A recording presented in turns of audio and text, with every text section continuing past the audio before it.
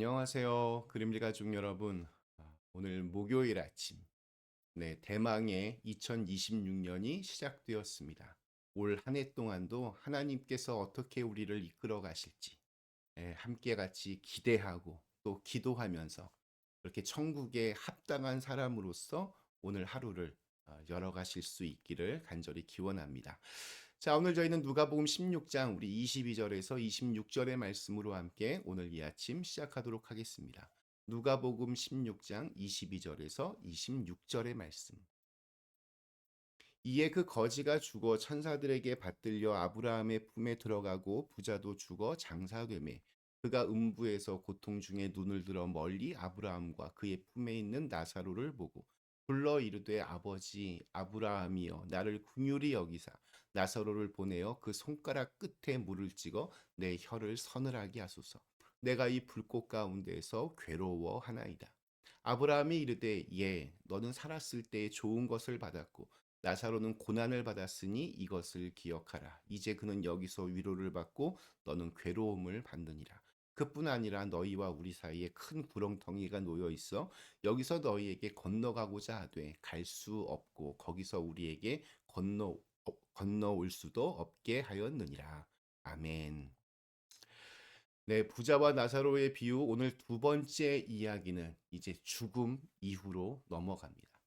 살아 있을 때는 부자나 나사로나 다 말이 없었습니다. 그런데 이제 음부에 있던 이 부자의 입에서 여러 말들이 쏟아집니다.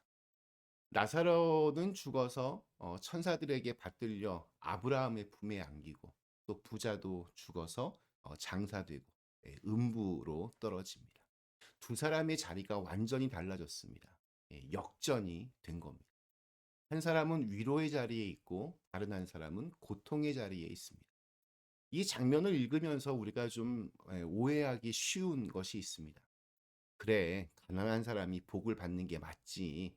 혹은 부자는 지옥 가는 게 맞지.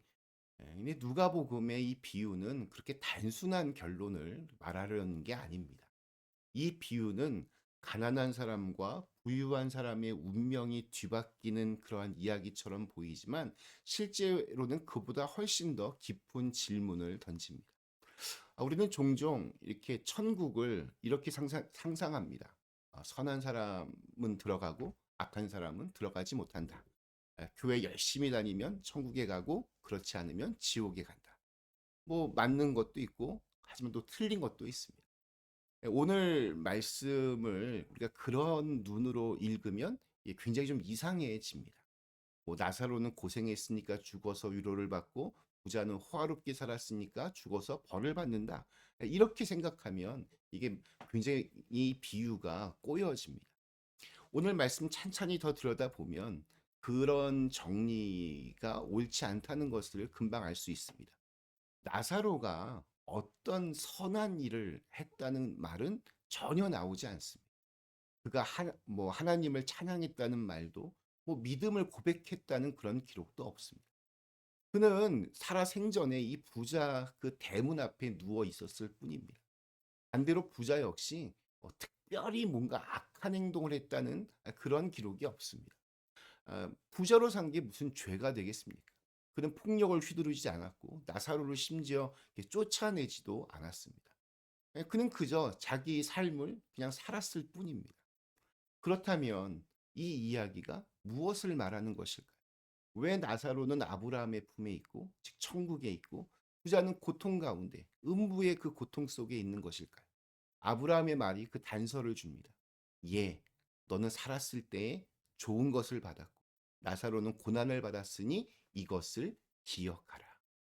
이것은 보상과 처벌의 어떤 선언이 아닙니다. 네가 잘못했으니까 벌을 받는다 이런 말도 아닙니다. 아브라함은 그저 기억하라고 그렇게 말합니다. 살아있을 때의 삶을 네가 한번 돌아보라는 그러한 말입니다. 그러니까 지금의 자리가 뭐 갑자기 주어진 것도 아니고 이미 그들이 살았을 때 만들어진 그러한 자리였습니다. 그래서 중요한 것은 좋은 것을 받았다라는 말의 의미입니다. 이건 단순히 뭐 재산이 많았다 이런 뜻이 아닙니다. 부자는 살아있는 동안 자기의 삶을 스스로 충분하다고 여기며 그렇게 호화롭게 즐기며 살았습니다. 자기 손에 쥔 것으로 자기의 인생을 설명할 수 있다라고 그렇게 생각했을 겁니다. 그는 도움을 요청할 필요도 없었고 누군가에게 의지할 이유도 없었습니다. 반면에 나사로는 달랐습니다. 그는 도움 없이는 하루도 버티기가 어려운 사람이었습니다. 몸도 삶도 상황도 자기 스스로 감당할 수 있는 상황이 아니었습니다. 그래서 우리 어제 말씀 기억하십니까? 이 나사로의 이름이 정말 중요합니다. 나사로, 하나님이 도우신다. 그의 삶은 그 이름과 전혀 어울리지 않아 보이지만 예수님은 그렇게 그 이름으로 부르십니다. 여기에서 아주 복음의 핵심이 드러납니다. 천국은 가난에서 가는 곳이 아닙니다. 또 뭐 선에서 가는 곳도 아닙니다. 천국은 하나님의 도우심으로 들어가는 곳입니다.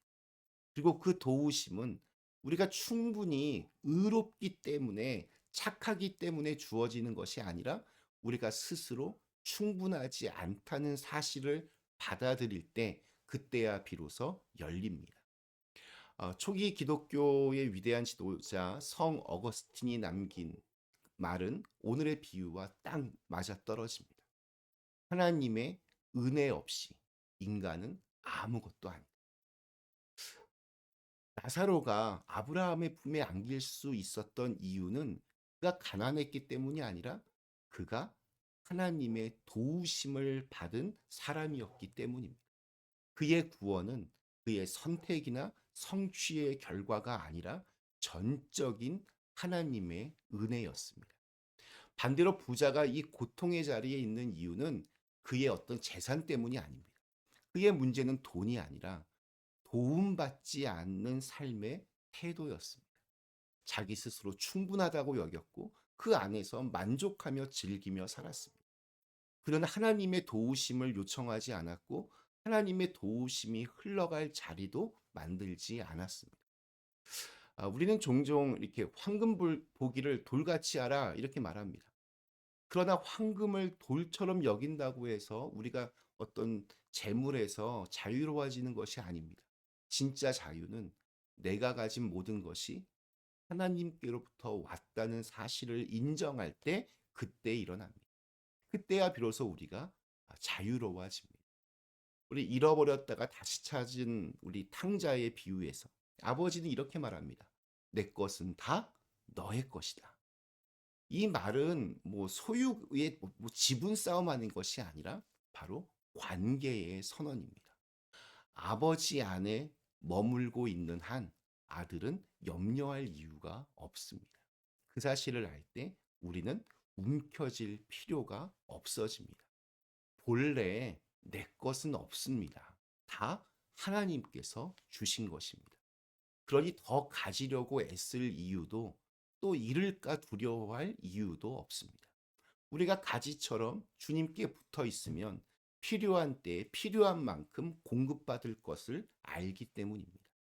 주님의 도우심을 받는 자녀라는 사실을 우리가 정말로 믿을 때 욕심은 힘을 잃어버립니다. 욕심은 더 많이 갖고 싶어서 생기는 것이 아니라 하나님을 잊어버릴 때 그때 생깁니다. 하나님이 모든 것의 주인이라는 사실을 놓치는 순간 우리는 스스로를 지키기 위해서 조금이라도 더 움켜쥐려고 그렇게 시작합니다. 반대로 하나님이 나의 도우심임을 기억하면 손은 자연스럽게 열립니다. 우리 2026년 1월 1일 새해 첫날에 이 말씀을 우리에게 주신 이유가 있는 것 같습니다. 우리는 여러 가지 새로운 계획들을 세우고 새로운 목표를 적습니다. 그러나 예수님은 새해의 문 앞에서 우리에게 이러한 질문을 던지십니다. 너는 누구의 도움을 의지하여 이 한 해를 살아갈 것인가? 하나님의 도우심 없이는 우리는 단 하루도 온전히 설 수 없습니다. 그러나 하나님의 도우심이 있다면 우리는 어떤 자리에 있더라도 다시 일어설 수 있습니다.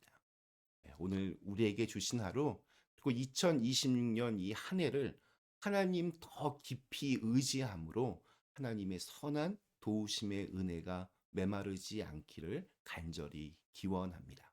우리 잠시 함께 기도하겠습니다. 좋으신 하나님, 2026년 새해가 시작되었습니다. 저희로 하여금 하나님의 도우심을 늘 경험하는, 또 그것을 필요로 하는 그러한 사람으로 올 한 해 신실하게 살아내게 하여 주시옵소서. 예수님의 이름으로 간절히 기도드리옵나이다. 아멘.